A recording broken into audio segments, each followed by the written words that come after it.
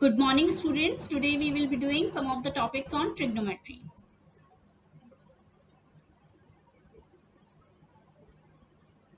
Sin A is abbreviation for the sine of the angle A.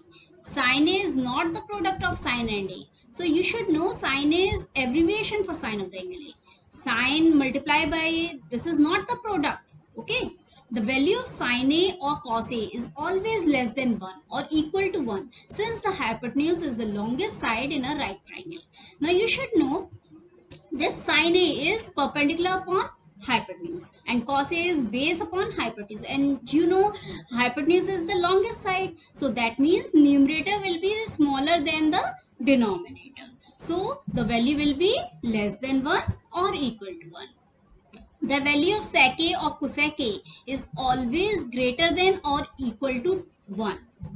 Now here sec A is your hypotenuse upon base, okay, and cosec A, that is your hypotenuse upon perpendicular. So in both these cases the numerator is greater than denominator, so that's why its value will be greater than 1 or equal to 1. Trigonometric ratios of complementary angles. First of all, you should know what are complementary angles. That is, sum of two angles is 90 degrees. They are known as complementary angles. Now here this is a right angle triangle ABC, right angle at B, and here if this is angle A, then this C point is 90 minus A. Okay, now P is for perpendicular, B is for base, and HY is for hypotenuse. Now for this triangle, see sin A. For sin A, it is perpendicular upon hypotenuse. So according to it, I have written BC upon AC. Similarly, cos A, I have written cos A is base upon hypotenuse. So it is AB upon AC. Tan A is perpendicular upon base. That is BC upon AB.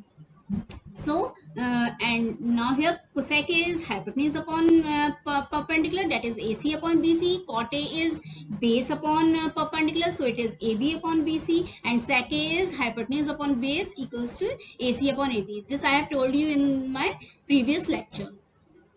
Now here sin 90 minus A. 90 minus A. Now see for this angle. 90 minus A. Sin A is perpendicular upon hypotenuse, so it will be AB upon AC. And you can see this is AB upon AC, and here AB upon AC, cos A. It is same, so sin 90 minus A is cos A. Now cos 90 minus A, for cos 90 minus A you will be having base upon hypotenuse. Okay, that is base is your, for this base is your BC, and BC upon hypotenuse is AC, and it is same for sin A, BC upon AC, so it is sin A. Tan 90 minus A is perpendicular upon base, that is AB upon BC, and you can see for cot A it is same, AB upon BC. Cot 90 minus A, for cot 90 minus A it is base upon perpendicular, and for this base is your BC upon AB. So here it is same for S, it is for tan A. Now sec 90 minus A is hypotenuse upon base. Now for this hypotenuse is your AC, upon base is your BC. So it is same for as it is cosec A. Cosec 90 minus A is hypotenuse upon perpendicular. So hypotenuse is your AC, and that is AC upon AB. Okay, that is your perpendicular. So it is same for sec A. Trigonometric identities, an equation involving trigonometric ratios, that is trigonometric ratios, that is sin theta, cos theta, tan theta, okay, of an angle is called a trigonometric identity if it is satisfied for all values of theta for which the given trigonometric ratios are defined. It should be defined.